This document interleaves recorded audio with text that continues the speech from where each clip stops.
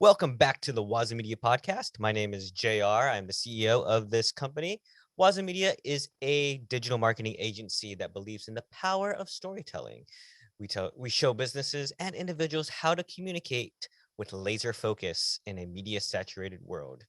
Before we start, I do want to tell you about Northwest registered agent. They've helped us out with our LLC and a lot of our legal documents.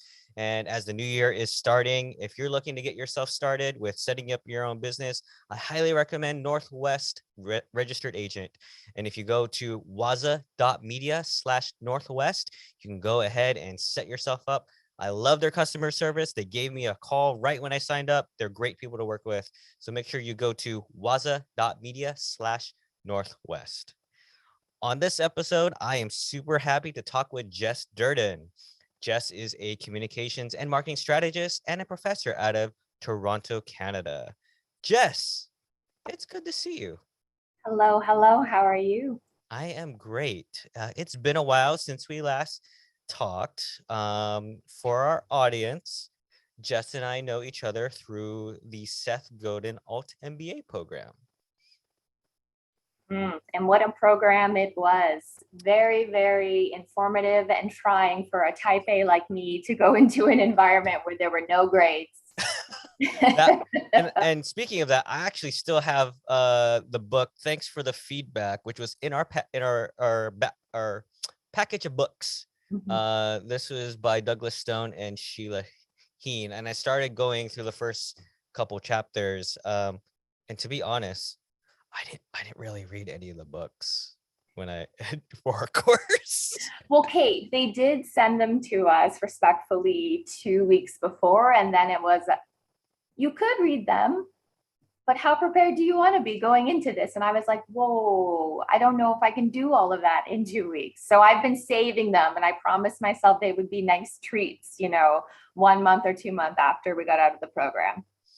I will say the thing that I liked from our package, from our when we got into the course and we got this lovely gift package before we started, is a set of Post-it notes, and it has the following things on it. It says, what's it for, who's it for, what's it for, and where are the constraints. And I have that on one or two of my monitors. Yeah, I love it. And I'm looking at it with pretty much everything that I do. Yeah, although I find for communications, the questions that really are missing there are my two faves: why and so what, right? Because we talked so much in that course about worldview, and especially from a comms and a marketing, being able to position, in order to get to a yes, the why and the so what are always front and center for me. I used the phrase, what's the so what factor? Yeah, that's a big one. And for those who are interested in the Alt MBA program, it's a great program. Highly recommend it. I still keep in touch with a couple other people from there in various groups, and I just love seeing how everyone has grown or what people are into after the program. Some of them are actually near me in the Washington DC area, so it's been fun. We haven't met, and partly to things that are going on in the world, and also life is busy.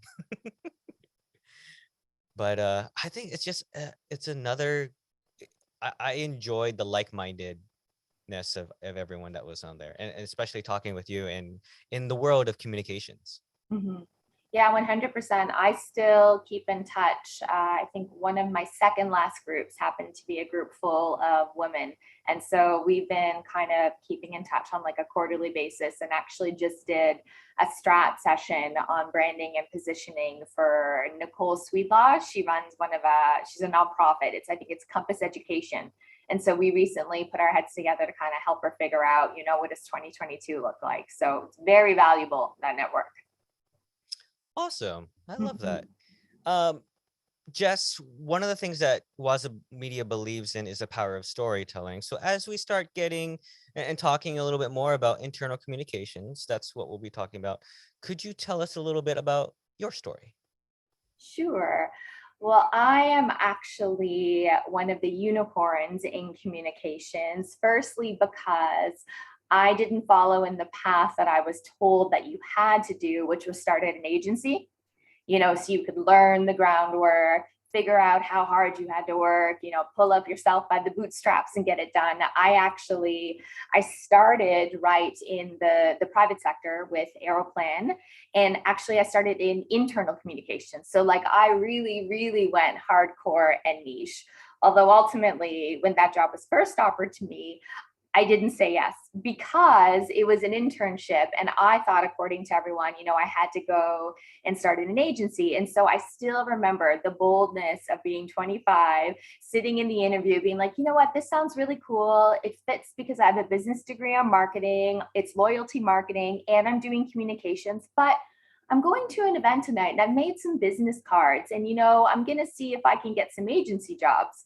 But lo and behold, the way it worked at the college I was at was, and respectfully so for those saying they want an intern, if you went to the interview, if they wanted you and they said yes, that was it. So before I had even gotten out the door, I got the phone call that yes, Aeroplan wanted me. And at first I was like, oh, but then it ended up honestly being the best thing that ever happened to me. And so I got my start building an internal comms function with a woman that ended up being my boss thrice over and now mentor and friend. And I got to build something as Aeroplan went from just being the first loyalty program to ever be spun off by an airline company to grow into what's now called AMIA, which was a full data insights, consumer insights company on a global scale. And so those were the first few years of my career. I then realized I was getting a little bit pigeonholed into that particular world, although as we will soon discuss as well, I believe the tools are the tools, right? The audience is where you need to do your homework and figure out what resonates, but the tools that we use, the strategies are all relatively the same. But you'd be surprised how many people don't believe that. And so I had done everything I could in this role. And essentially they were like, there's no room for you to grow unless you want to stay here.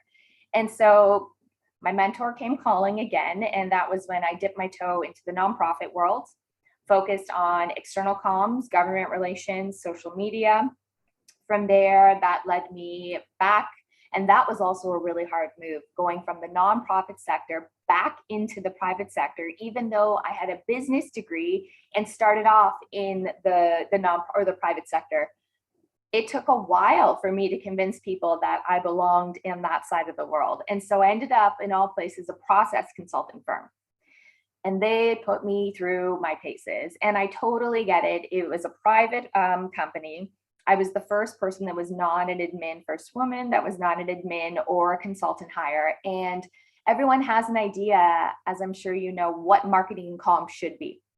And so I had to defend everything I did, but it really strengthened me and prepared me for my subsequent jobs. And so from there, I moved on to the Toronto Region Board of Trade, which was, a great opportunity in a nonprofit, but advocacy. So I learned a lot about the economics and how the city of Toronto worked. I jumped there into the world of development and real estate. And so I've worked for a private small developer that's been socially focused. So that was really interesting. Again, focused on branding that time, positioning, and then all the comms that comes with it. And in my current role, I finally found my way back into internal comms, back into a global environment, and I'm now working for a commercial real estate company. You've been literally almost around the world when it comes to communications. Yeah. Out of all the different things that you've done, I heard internal communications. That's what you're doing now. You've done branding, social media, and I heard marketing as well. Mm-hmm. Out of all the different types of communications, what seems to be your draw to? Sure. I think because I have my foundation starting off in internal, and rightly so, it gave me this foundation to naturally always think 360 about all the audiences for launches, but to always start with employees. And I believe that's a fundamental principle to any time you want to do a campaign, anytime you want to get the message out. And, I love to use the example of, say, Starbucks spends $1 million on the latest and greatest pumpkin spice latte, billboards everywhere, desk drops, corner drops, here's a coupon. And imagine you go home and your partner is like, hey, knowing you work for Starbucks, I just got this coupon, the latest pumpkin spice lattes out. I can't wait to try it. And you, being the employee, knowing how the sauce is made, is like, yeah, you know what? It's not so good. Or actually, I didn't hear anything about it. That's really interesting. All of that work is for nothing. If you do not start with employees, if you do not work to make what I like to call productive ambassadors. So productive in the sense that they feel a sense of purpose. They want to come and do their best job, not necessarily production in terms of how we like to think of it in terms of an assembly line, but just straight up doing their best every day, whatever that may be. And then ambassador in the terms of even just neutral, right? What is good enough to get employees on your side to make them feel educated, engaged, and inspired? And for me, I just keep coming back to the value of internal comms. And the pandemic has definitely thrown a wrench on how internal comms is done in the current world, which we'll definitely get into. But I want to briefly ask you one more question before we start going in, because it's like right on the tip of my tongue, and I really want your answer. All right. In your experience, I remember from your intro, you mentioned that that there seems to be a disconnect between PR and marketing, that sometimes the people that we work for don't understand that there's actually a line that is drawn between the two. What is your layman's explanation for explaining the difference between PR and marketing?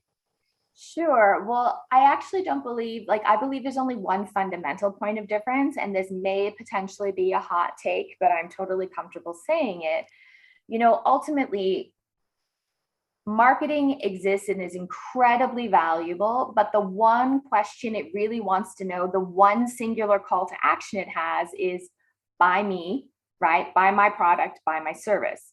When you look at the world of communications, it's actually the top of the funnel for marketing, right? So we as communicators, which, second hot take, I believe communications to be a professional designation, we exist to manage and enhance brands and reputations.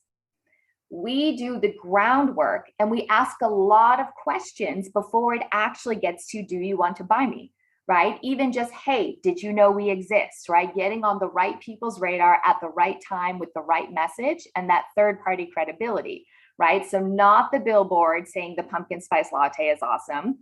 Ideally, the employee is saying it's awesome, but even just your friend, right? Your trusted advisors, your sources of truth in each individual circle. That's the value of PR for me. Marketing, incredibly important, but time and place. And they exist, although it's a smaller circle, but not smaller, less in terms of value, but they have one ask. We have multiple asks. I love that explanation, especially with the multiple asks, because it could be a product, a service, the different calls to action can vary.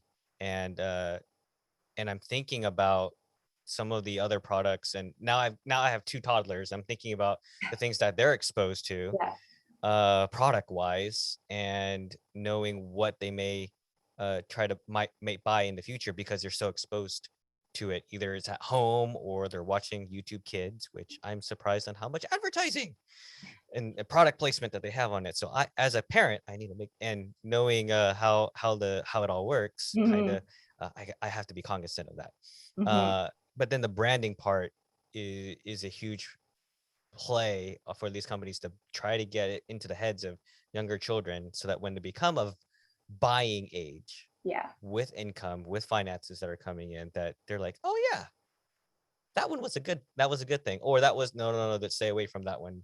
Papa had an issue with that, or Mama didn't like it. It made her skin break out or something like that. And that will be part of their decision making process. So thank you for that. I want to go into the topic for today, which is about internal comms. And you touched on it in the beginning, and I think the answer, I think you already said the answer for this one. So and I've seen this in a couple organizations that I've personally worked for, where the strategy for communication usually starts outward and then goes in. but from what you've mentioned earlier, it seems that your approach is in and out, into out, with Yeah. 360 in mind. Yeah, ideally. Ultimately, one would argue that you have your foundational pieces and your constant kind of comms channel. So whether it's a monthly video from the president or a regular internet updates, right? So you have your status quo, but I would argue, and not that it's problematic, but the majority of news tends to happen as a result of external happenings, right? So like for my company, anytime we buy something new or sell something or step into a new market. And so that's why for me, it really matters the level of connectivity, both between the marketing team, right? Because marketing owns brand, which is what you're promising, you're putting out into the market. Comms owns reputation, which is how we show up, even though that's everybody's job from everyone's stakeholder perspective. But I think what really matters is the trigger and the initial action of the news piece might be externally focused, but it's in the cohesion of the message. And if you can't tell employees first, because a lot of time in the way deals are done, right, you need to keep things as tight as possible. How soon after, or more importantly, as you and I were talking before we started rolling, the faith questions too, and on the post-it is how can you then make that message even more valuable? So don't just straight up send the news release to employees, but send an internal message that say, hey, here's why you need to care about this, both from a business perspective. So how does it connect to the big picture? How does it connect to me, Jesse, employee? How is this going to make my life better, easier? Is there a new opportunity for me?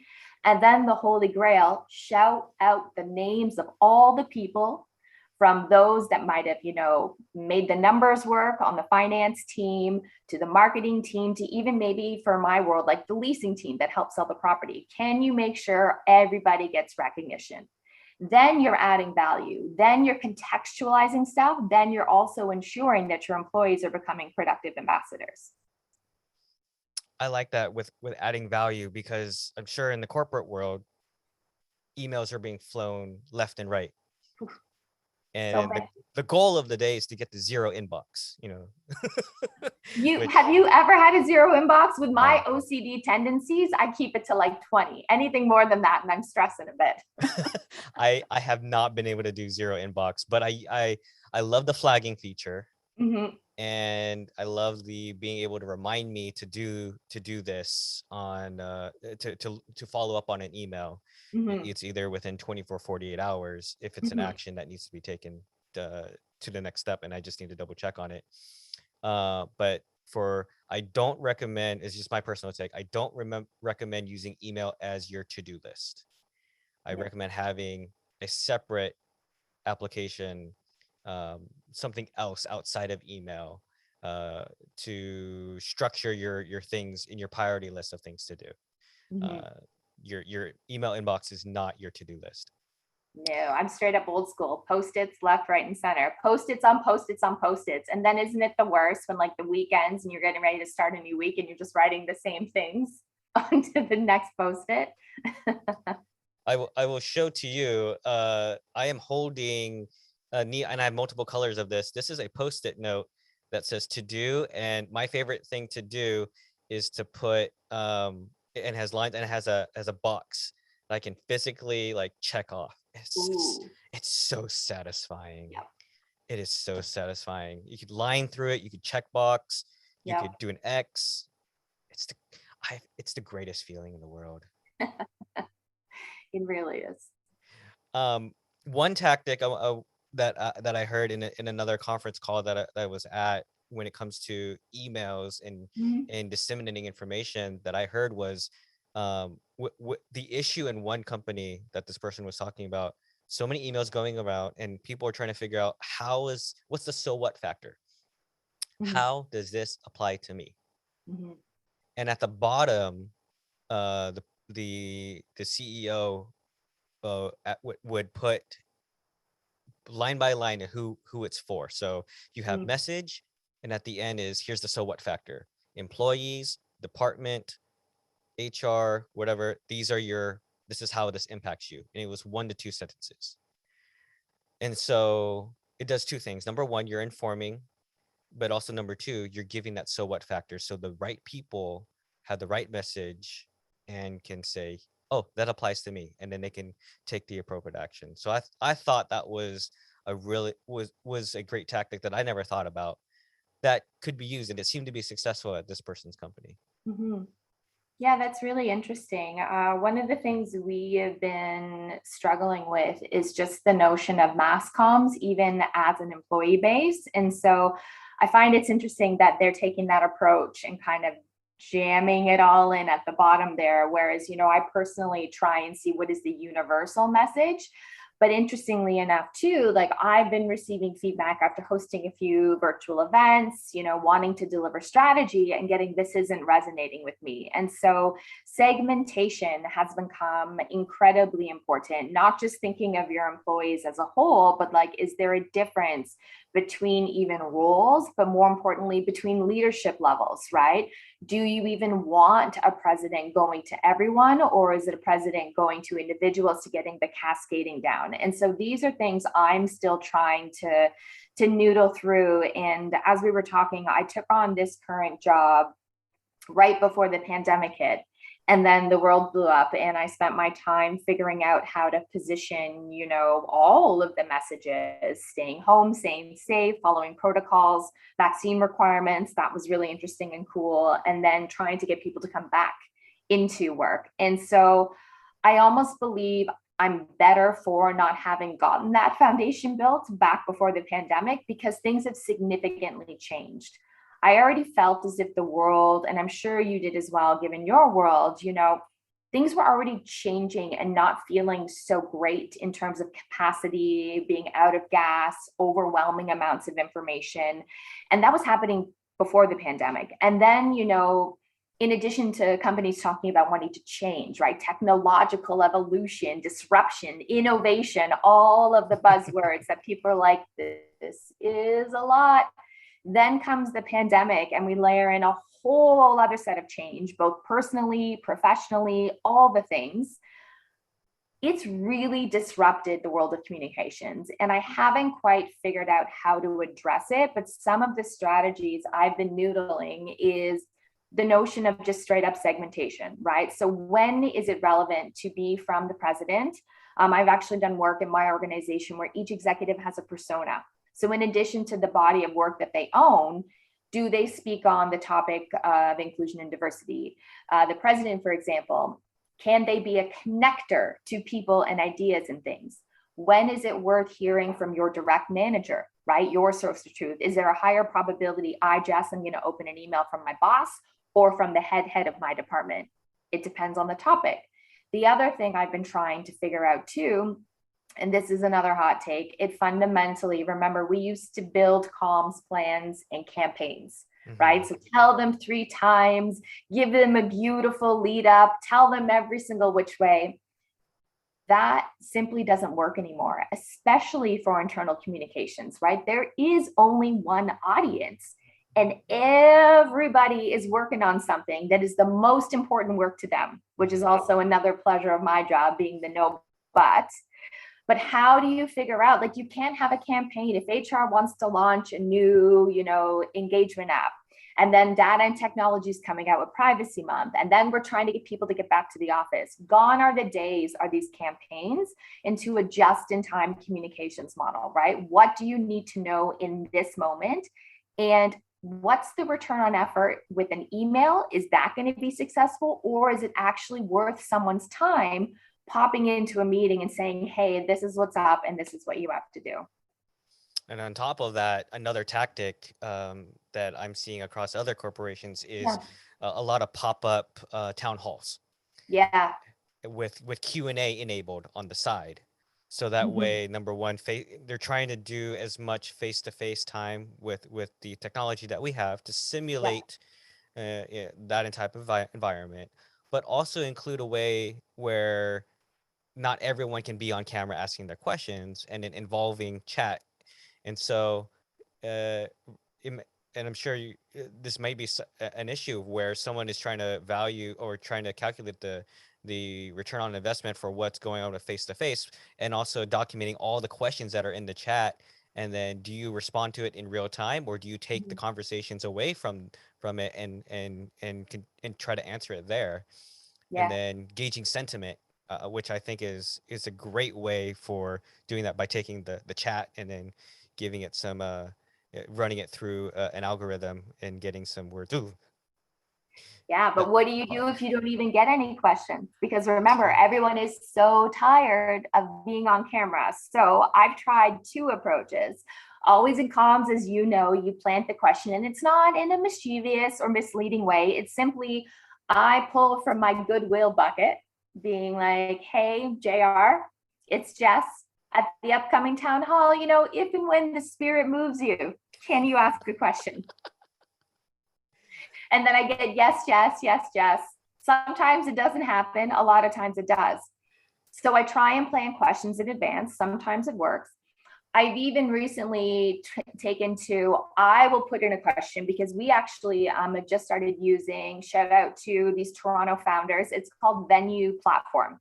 And it looks just like an IG live. So like I can upload like emoji cannons and change the icons. The branded experience is amazing. And so I've recently started using that for my company events. The problem is you cannot hide questions. So there's been times where I went to plant questions and I'm not worried about anyone saying anything negatively. I'm worried about the dead air. And so I recently tried, because you can vote up questions, I collected questions in advance and I put them in and essentially said, hey, vote on which ones, do you want to hear these ones, and add to the mix. Nothing. And this was an event with it was a leadership conference and the people on the stage were the executives. And so it's not for a lack of intention.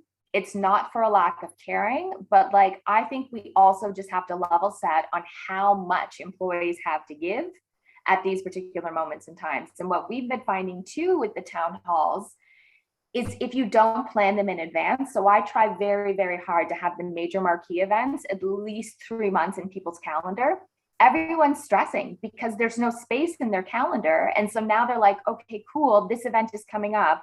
I see it's with an executive, but I also have to meet, an external client. What is important? What am I supposed to be doing here? Mm-hmm. That can cause some panic about what are my priorities. Is it the boss or dealing with the client? Yeah. So definitely some interesting items and key points to put out. And then let's throw in the pandemic Yes. into the mix. You mentioned Yeah. earlier about having some physical things to distribute on the walls, and I know when we all were in the office that there were signs that we could put. There's banners, there's things in the hallway. My favorite was hearing from another employee at their company that they would do internal communication by putting things in the stall Mm-hmm. of the toilets. So when you close the stall, there was a section where you could read, and information was disseminated that way. I'm I like, love wow, it. they're like leave no space behind program. Mm-hmm. But we don't have those physical ways of communicating as well. And I was always trying to figure out, how do you track ROI of the bathroom stall marketing billboard? And so a lot of it has gone virtual, has gone through digital. Do you see any constraints? While we have the digital is leads to potential almost endless ways to communicate through digital realms. Do you see any constraints by with the current environment, work environment, where a lot of us are in a virtual setting? Yeah, that's a really good question. And I love that the bathroom stall actually fits with one of my strategies, is how do you meet people where they are? You can't get much more of a captive audience than that.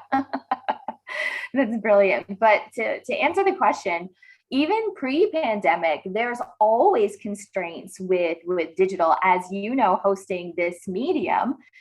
The problem is that you gotta be on your game, because you're not just competing with your internal channels, right? Or this team or that team sending an email, even if we're just talking about the medium of email. But imagine creating a video, right? The videos that I have to create need to be on the same quality as scale and what people can get all around me. So when we move into the digital environment, when we move into podcast, video, all of the things that I enjoy outside of my free time, outside of work, the quality needs to be there, right? The production level, the thought process.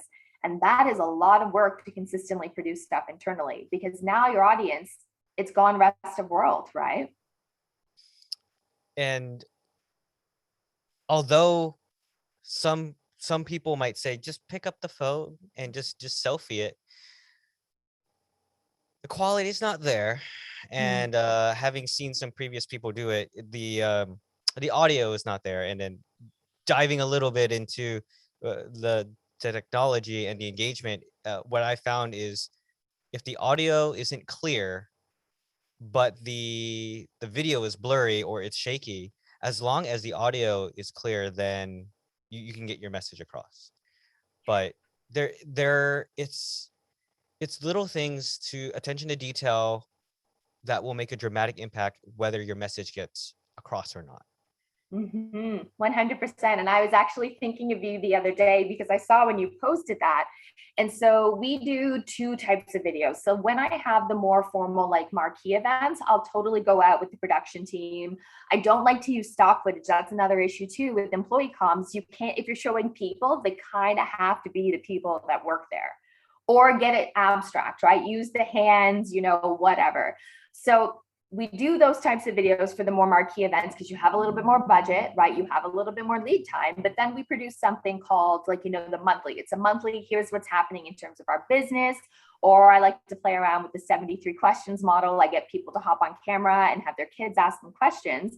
And so we recently did one, and I say it all the time, and I do not envy them. I am not enjoying being on the camera with you here today. I usually exist in the background. So as you know, it's so much easier to give the prompts and the guides and stage mom, as I like to say, in the background. But we give them all the tools, right? Do not hold your camera vertical, hold the camera horizontal.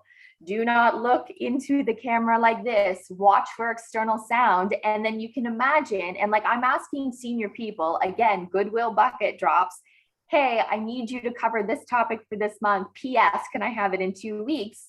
When I get the footage, I can't often turn around and be like, that was really important what you were saying, but all I can hear is Christmas music blaring in the background because you're at one of our properties. And I was dying because all I heard was your voice watching this video. And I'm like, I have to get it out though. I got to get it out. It reminds me of when Adele was launched her new single, and then she went on Instagram Live. And during that whole process of trying to make this from her own personal account, she was struggling on how to use the platform. It was while I felt for her, but it was, she was trying to connect. She was trying to connect with her audience and worldwide. I mean, she's got something important to say. But struggling through the technical difficulty was almost 2 years of being in this setting where we're all using technology. It kind of made me question what was she doing? But it made me relate with some of what you said, trying to help bridge the gap that they have a message, but if they can't use the technology and the tools, how effective can it be? Overall, right. It went well, but I'm sure on our communication side, there's a small little poke at her about not being able to use that platform. Right, 100. And you just summed it up right there, right? That is employee sentiment. Now, can you imagine, right, that happening with your CEO of your company, right? With the leader that we're supposed to be trusting in to take us out of this pandemic and into a new, what I like to call the next normal. If it's not a new normal, it's the next normal. But you just summed it up right there. That is everyone's sentiment, right? Unfortunately, because social media is so accessible, because with communications, we are verbal, we write, other people can do that. They think they can do comms. Everybody is such a tough critic. There is no margin for error.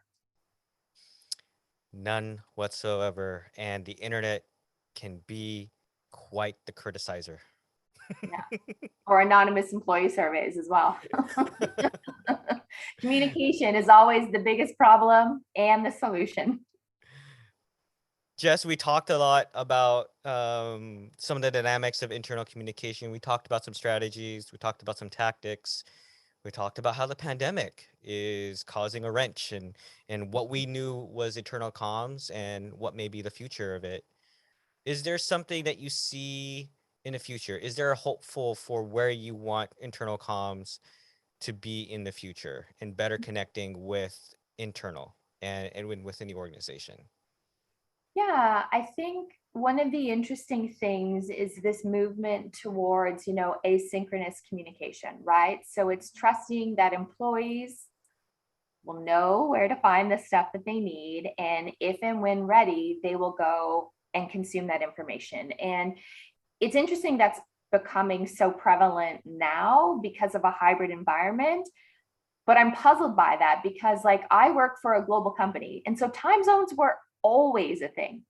And so it's interesting. Like, I even have, so when I host global meetings, unfortunately, I have to pick the biggest time zone grouping. So that means my poor colleagues in Singapore and Australia are like joining in the middle of the night. And some of them have to be my speakers sometimes. And so what I'm really looking towards and trying to figure out is how do you get this asynchronous model of communications lifted up? And so that brings me back to that strategy of meeting people where they are. I'm exploring right now, and I haven't gotten too deep into it, but Microsoft, they have a Viva product. And so essentially what that is it enables you, if you have an intranet that's on SharePoint, you can actually bring that in through one particular button, right, on Teams. So you can literally now meet people where they are, bringing the intranet right into where people are predominantly doing the work that they use. So I'm trying to figure out if that's an opportunity. How can I get that more customized? Because that's the other piece of the puzzle too, right? Gone are the mass messages. The so what factor, especially coming out of the pandemic, the stakes have never been higher. But the problem too is I find even with employee communications pre-pandemic, the lens of every employee was always different, right? Different depending upon how they got up that day, whether or not they were able to be successful with drop off, if they got to work on time. And then they read these messages through, what was the last email from their boss? What was their last performance review? And now the pandemic has added that extra layer. And so the only solution is to how do you dig deeper into so what, but more importantly, who is that right person to be delivering that message, right? And that's fundamentally why comms is the same. The tools are the tools. Get the right message, the right way to the right person at the right time. And so I think the trends for us internally are looking more to asynchronous, as I mentioned, but then what that also means from a metric standpoint is you got to be willing to take a beat and look back way longer and give them longer lead times, right? Because if you're dropping a video, one would assume if you're pushing from an email, perhaps maybe within a week, right? Most people would have opened up that email within a week, ideally clicked on the email and watched the video. If you're dropping things into your intranet, and pulling people, or maybe not, just letting them sit there, you're going to have to trust that information is going to be consumed. So that's going to get a little bit more difficult from a quantifying standpoint and in terms of trying to make change in the moment. And so I think there's a lot of testing that still has to happen with that. But to me, asynchronous comms and then really getting clear in that just-in-time communications model, knowing everyone's got to come to work every day. We have sticky notes of stuff that is being carried over from week to week. I've already gotten used to in comms, as I'm sure you have. I come in and most days are like, what am I not going to do today? Who do I have to beg for forgiveness for to get stuff done?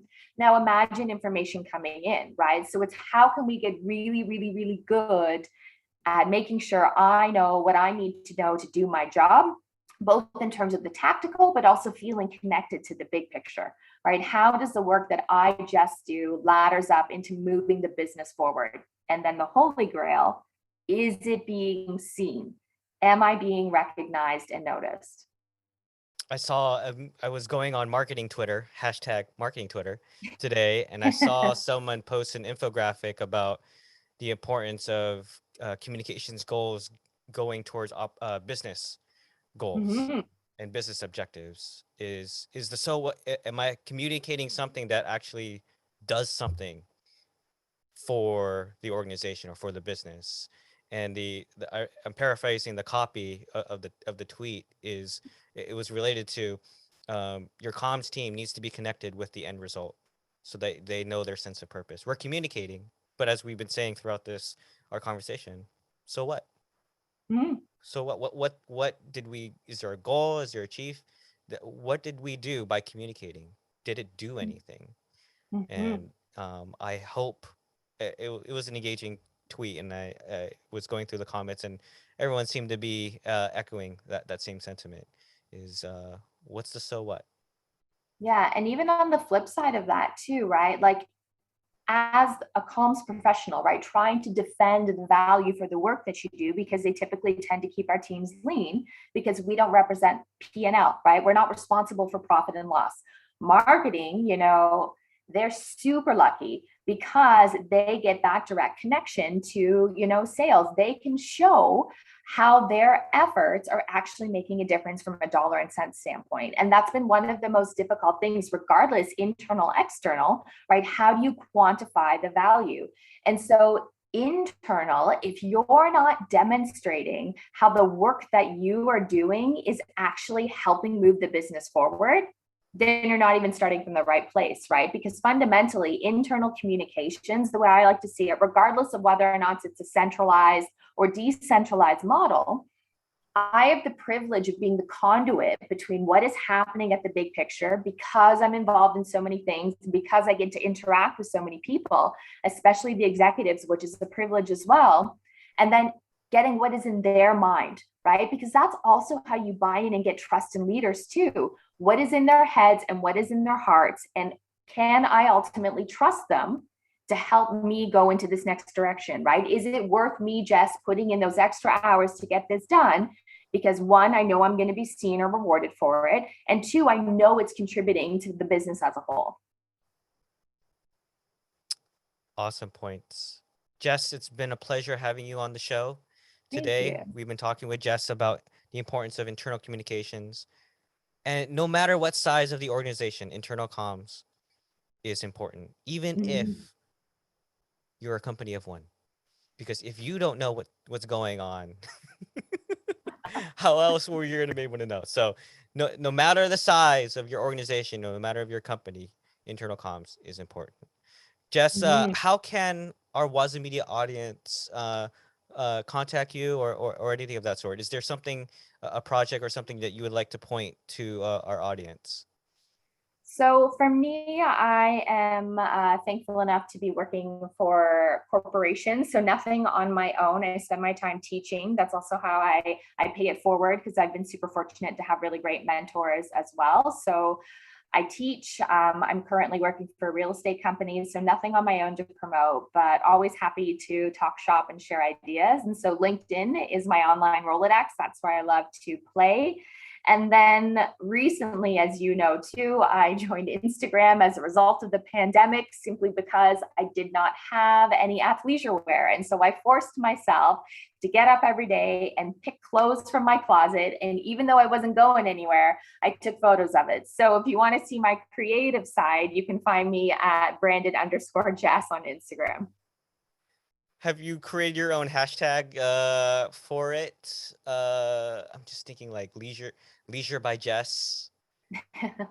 It's See where it can. definitely not athleisure. It's all of like my work clothes. So I've always had the same style, thankfully. And I did find, unfortunately, it took me 18 weeks to pull out one new piece every single day. I will say I'm still under the pajamas and sweatpants for home. And now that it's getting colder, I think I need to upgrade my slippers to like something a little bit warmer as it's Yeah. starting to get cold. Yeah, I'm spending my time. I've been back in the office actually, not today, but since July. My big 10-minute commute, thankfully, is one of the bonuses of living right downtown Toronto. So I've been spending my time equally at the office and at home. So it's been a nice balance because I don't know about you, but I don't like living where I work. It has its pros and cons. Yeah. I do love my setup. It and being able to I make sure, and this was something I talked with someone else, to make sure I don't Mhm. have a fridge or like my coffee maker like right next to me, because or else I would never leave Yeah. my home office. I have to physically get up and walk a floor or elsewhere in the home, or else I'll Hmm. never leave. Because it's just I'll stand, I'll sit. I've got a balance board thing to help me with mobility.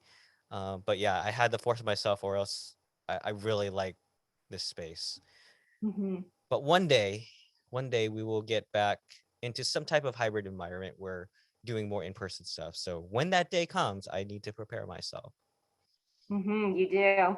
It is nice being cozy, but yeah, there's a whole world out there. And I do miss traveling, and I do miss that. Mhm. So thank you, Jess. It's good to have you. You. Thank you for having me. I really enjoyed it.